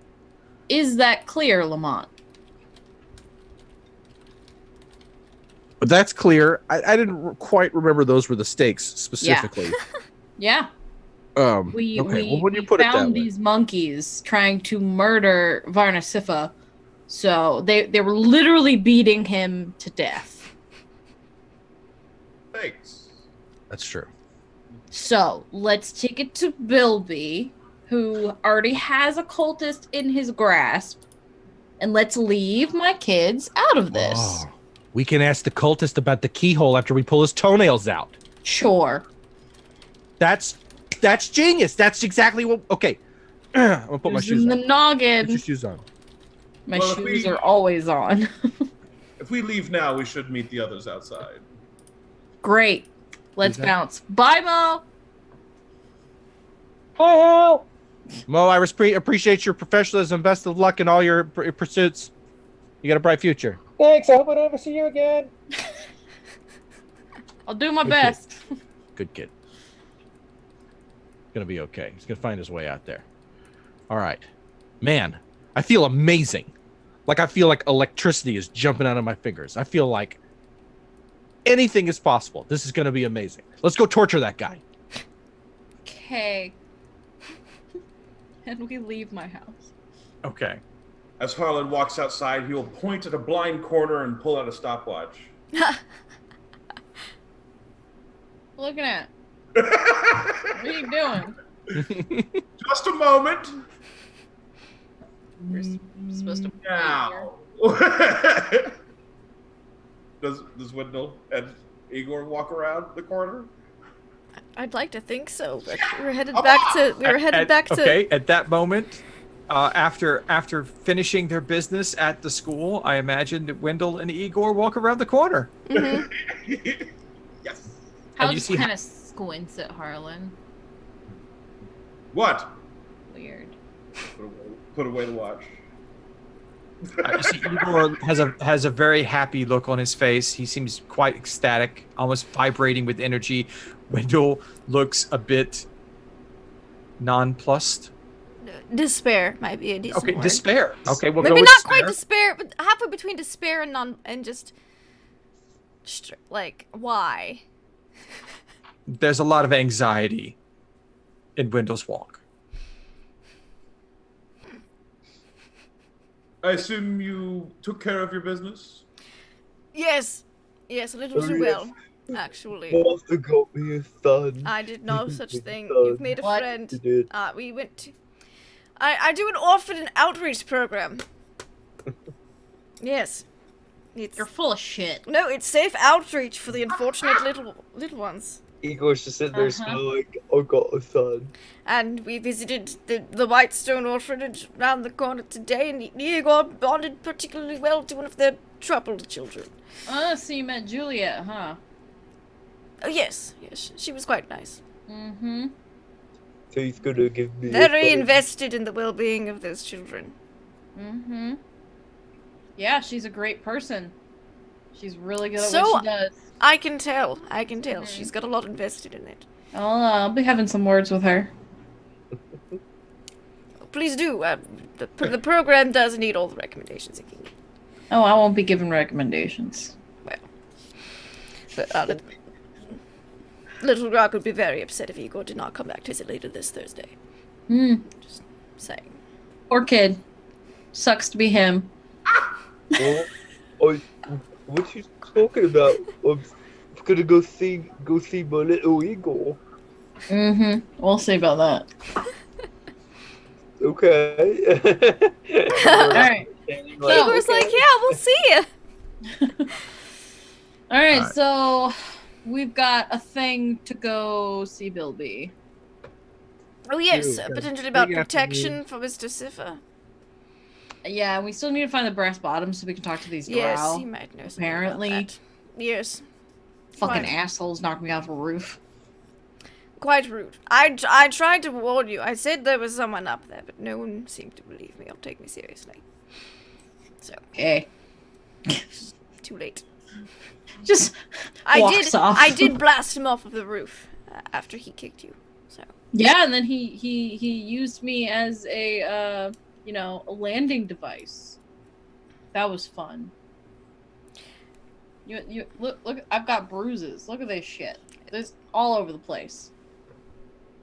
I see that. If I was him, I would have used you to break my fall also. Hal storms off. All right, so Hal's heading in the direction of Grayskull's shadow. Yeah. I follow. All right, everyone else? Is there a slummier part of town? Like, Yeah, the actual like slum. obviously that orphanage was far too well kept for my needs. I need, like, There's the like the penniless, actual- destitute children. I need desperate. Is there an Alcoholics Anonymous meeting? Is there an AA meeting somewhere in town? Yes, they have free. There are coffee. like actual slums here, right? Yeah, you find that most of the actual slums, the west slums, which are to the north, Perhaps an to- asylum. they're called the west slums, but it's weird because they're actually on the east side, northeast of the Okay. of. Yeah, they're actually the newest area. All of the slums have, like, as you move away from the more, I don't want to say respectable, the more consistent growth of the center parts, the main roads. When you start getting on the edges, outside where the roads aren't cobblestone or well protected or well cared for, you start getting more ramshackle buildings and people who have been thrown out of the main city or respectable locations that are building their own sort of lean-tos and whatnot. So That's what I need. yeah, you just have to be on the edges or away from the town itself. All right. Well, I do think that we should check on Bilby, so I will go with him for that. But I'll make a note to come back. Just find a far shittier orphanage, or maybe a homeless shelter. You know, a lean-to, something a bit more ramshackle. I'm looking for desperation here. Okay, looking for desperation. Yes. There's not a Penniless. lot in this Destitute. particular area. You can't. of You all just the can't slums- find poor, filthy, stinking peasants when you need them, can you? Of all the slums, Little Whitestone is the nicest area now because of the money that Whitestone puts Of into course, their. Howl lives in the nice slums. She can't live in the shitty slums. All right, so you make your way towards the embassy, where you know the shadow is located, the 4-story inn that has a really nice back room and a very helpful man who seems to find things for people and work for people and trade for He can favors. find me some desperate orphans. So you walk in. It's a little after lunch. There's not a lot of people here. A few tables are full. You see Reagan standing near the back door that you know leads into Bilby's inner sanctum. He is the red-skinned tiefling. Actually looks a little bit like Miss Heselina in a way.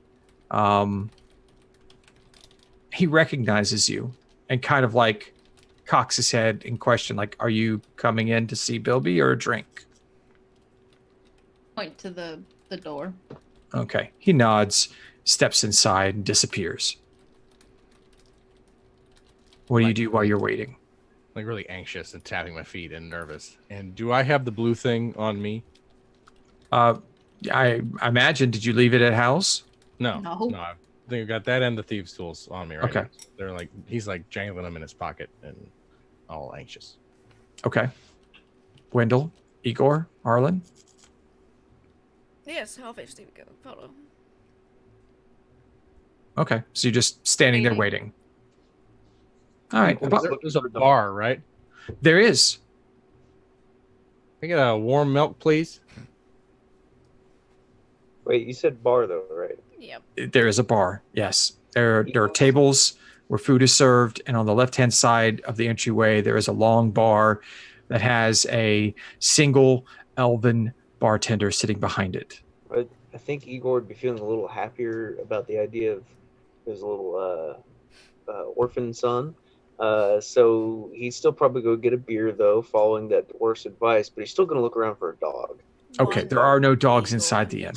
Only Okay, well, he'll get a beer. one. Okay. All right, so Igor goes up for a beer.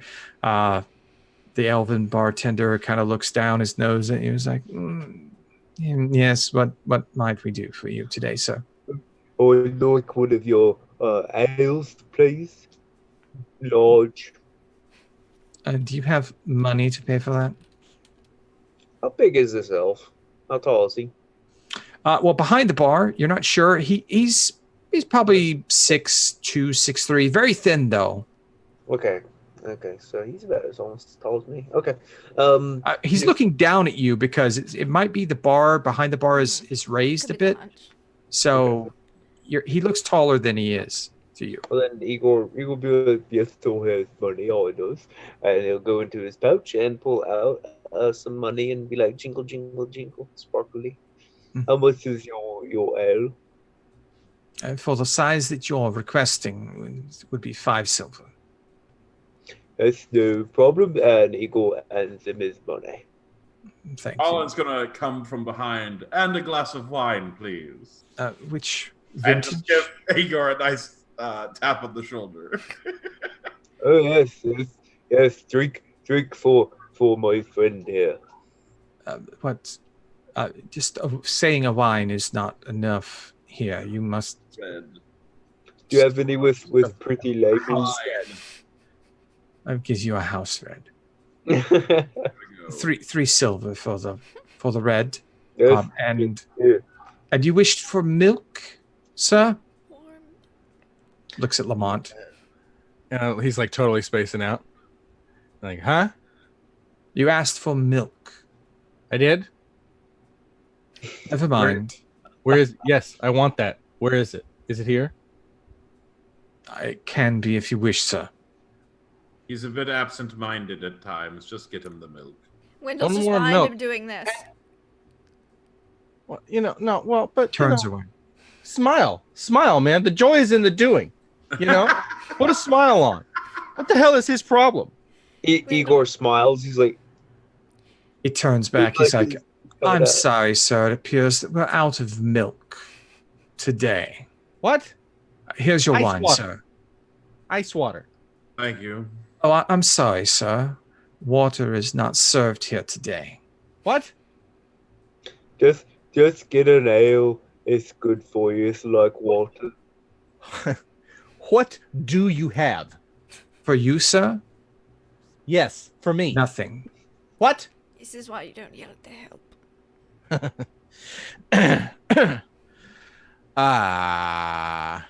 And that was definitely a telepathic message to Lamont. hmm This is why At you that don't- point, the door opens and Reagan steps out and waves you all to come in. Oh, we must be going. Come on now. I kind of like drag Lamont with me. Igor, well, if you don't grab your wine, Igor's gonna grab the wine and the beer. Oh, no, the wine was set down in front of Harlan. Oh, okay. Well, Yeah. if he didn't grab it though, just say it. Okay. Did you grab it, Harlan? Look up and be like, "For you, my good man." It's a tip. He smiles and nods his head pleasantly towards you. I'll let him grab on. And if he tries to drink out of it, I just mage hand it like down.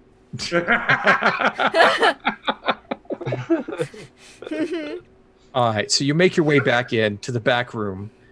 You see Mr. Zilliger, the sitting behind the table. Reagan standing at his right, over his shoulder. He's looking back at you.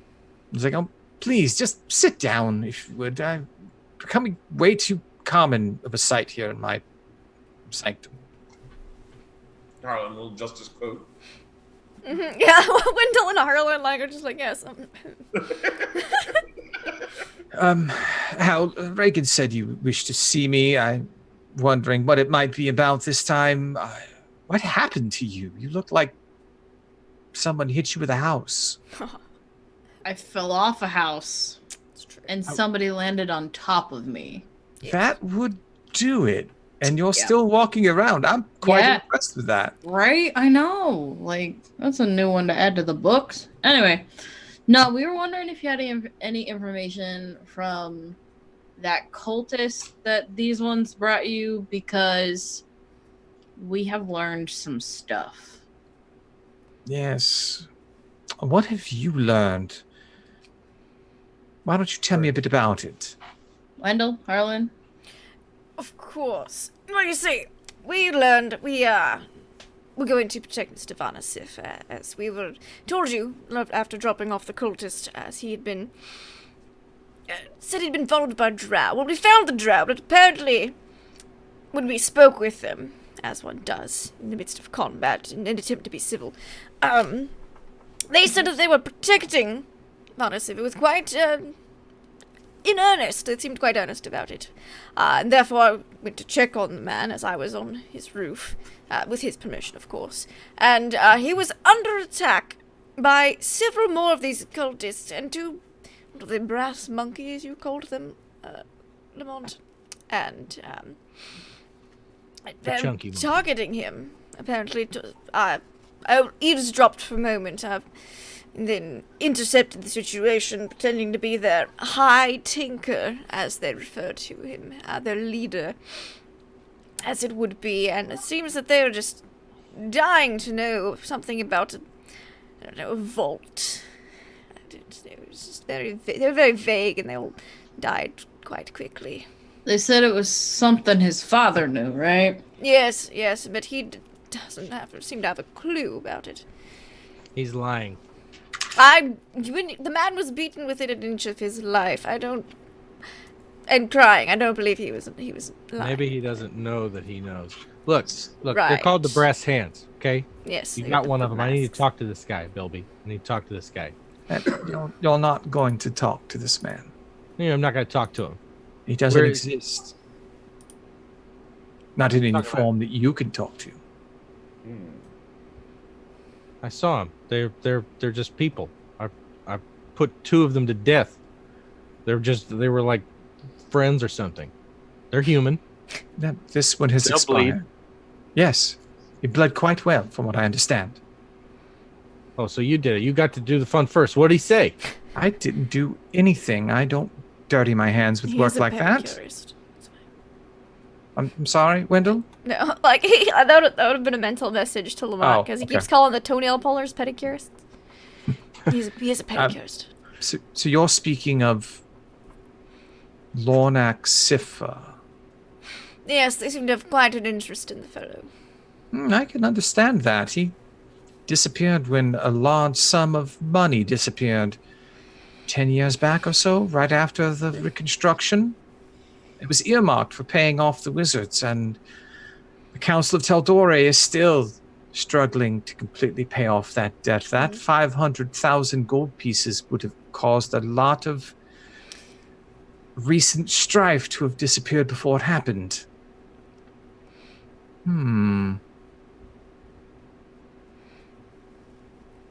I wasn't aware.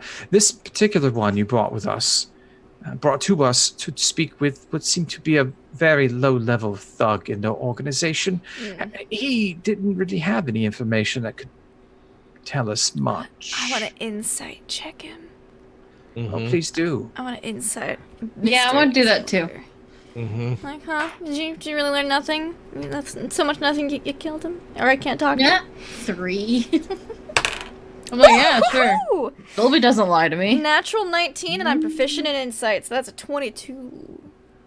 Very nice. Ooh, Very nice. I'll take it. Your 22 of insight makes him completely unreadable to you at that time. Dang. He seems to be telling the truth.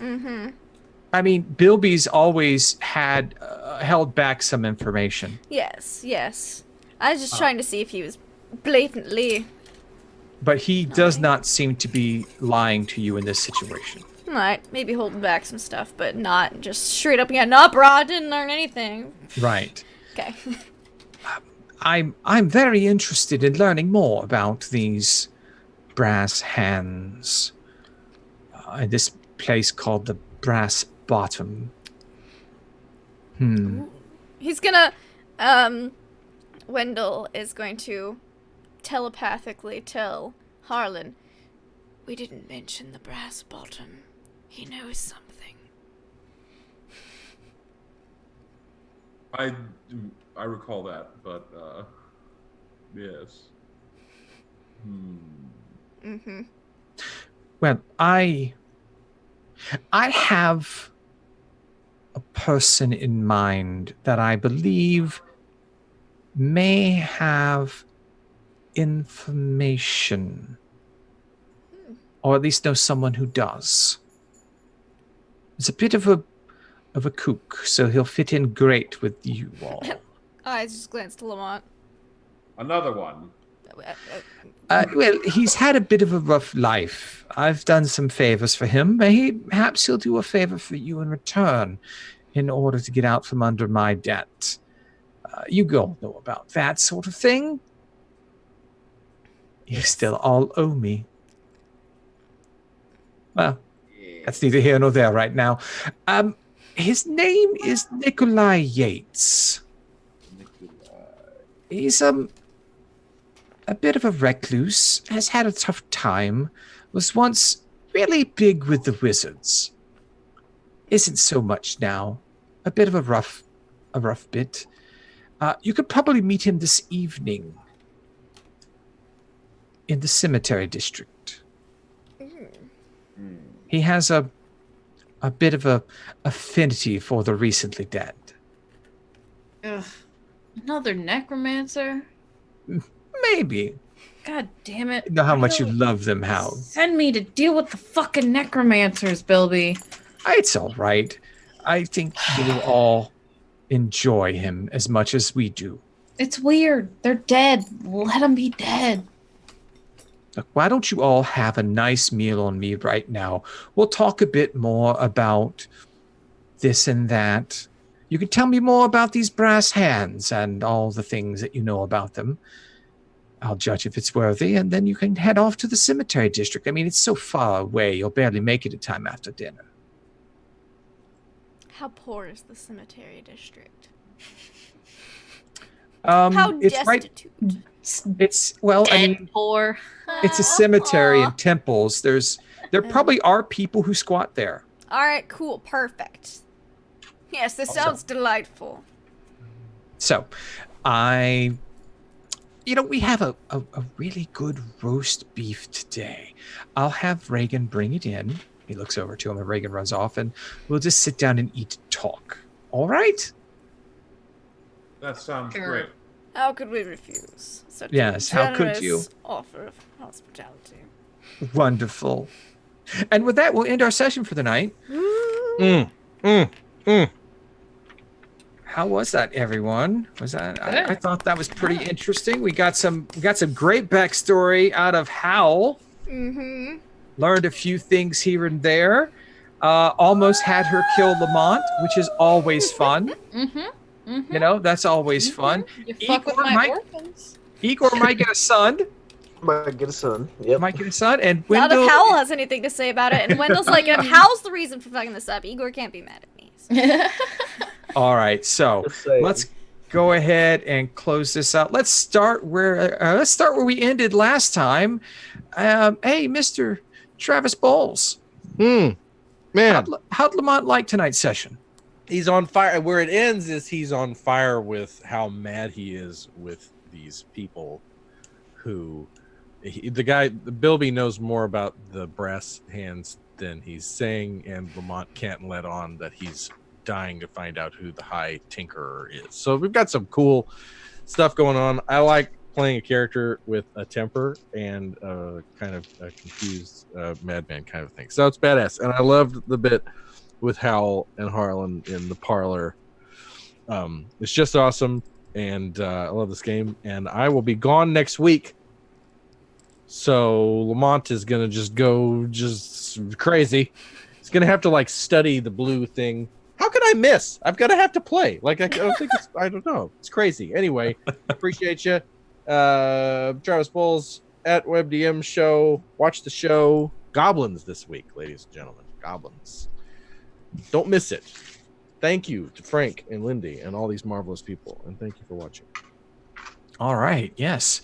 And next, let's go with our angry woman of action, Howl. How'd you like the session tonight? Hi, I had a lot of fun. My name is at Nuggetosaurus. You can find me on Twitch, Twitter, and Instagram, and I'll be here on Monday and Tuesday nights. And then I'm on my own channel Wednesday through Sunday. Wednesday, I'm starting a brand new Dragon Age playthrough because I'm like in a super Dragon Age mood. But my favorite part was getting defensive over Mo, because I think that's really like the essence of who Howl is. She will protect her pack against anybody, even her own party. So she was like, I will fuck you up if you mess with my child. And she says child, but he's like 5 years younger than her. So yeah. It's not that big a difference. But yeah, I liked it. It was good. It was good. Awesome. And next, we have our red-furred hobgoblin of divination, Mr. Harlan Flipcloak. Yes. Let's see. My favorite part was probably when Wendell was talking to the person at the orphanage, and he said like they seem to have bonded. It was just like it was just perfect timing, in my opinion. Let's see. Yeah, I don't know. I've had fun. Thank you. Awesome. And I'm kind of up in the air on next week. I'm going to try to make it, but I don't know. We'll see. All right. Well, hopefully you'll make it. If not, we'll carry on. We'll find something for Harlan and Lamont to do together then.